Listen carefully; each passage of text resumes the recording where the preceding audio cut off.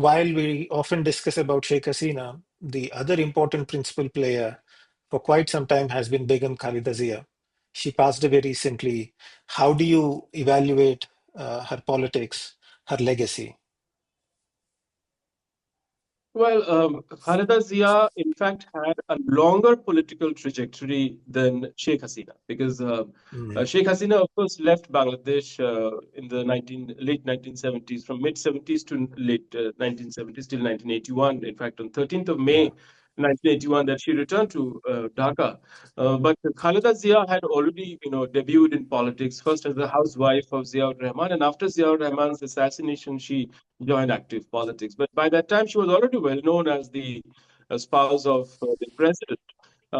So in that sense, I count her political presence, at least in the platform of Bangladesh, nation building, as of a little longer than what Sheikh Hasina had been known for. But I would look at not just the entire political duration of Khaleda Zia, but two parts of our politics that really acquires greater relevance because of the situation that Bangladesh is in right now.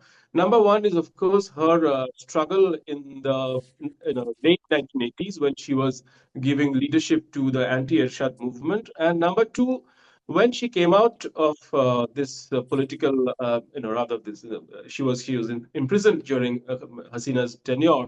So when she came out of prison, and the way she spoke about herself and her politics without any bitterness. I mean, Sheikh Hasina Mm, left Bangladesh on 5th of August, and it was very easy for Khaleda Zia to come out, and she was freed on the same day, same afternoon. She was freed from detention, and the first thing she said was that she has no bitterness towards anybody. And there was media when she came out, and they asked her this question: that do you feel angry? Don't you feel angry?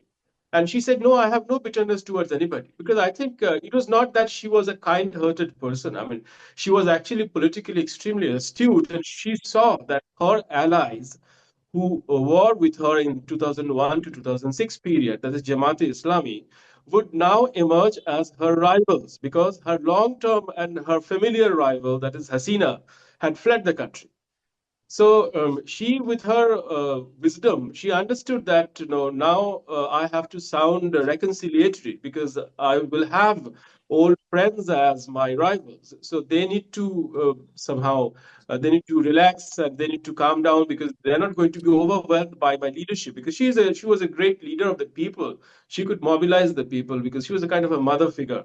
In comparison, Sheikh Hasina was never really perceived as a mother figure, though she also projected her mother as the real mother of Bangladesh, that Fazilatul Nisa, which is Sheikh Mujib's wife.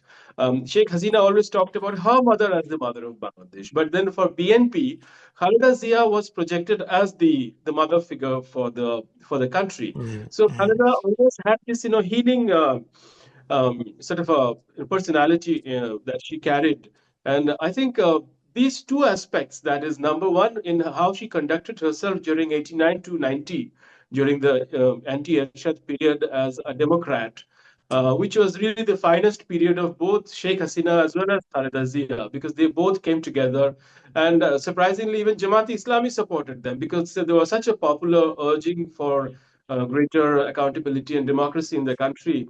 So I think these two phases of Khaleda Zia's politics are of significance because these two indicate that even Professor Yunus doesn't have that sort of healing mm, touch that Khaleda Zia displayed last August when she says that she had no bitterness. I mean, Professor Yunus has been rather bitter, though he's in mm, charge of the government, and he often talks about fascism, Fasiwadis, and etc.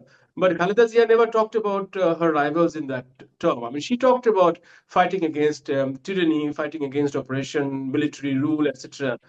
So I think that touch of reconciliation and the touch of taking everyone along is something that Khalida's legacy would be remembered for now in these present circumstances.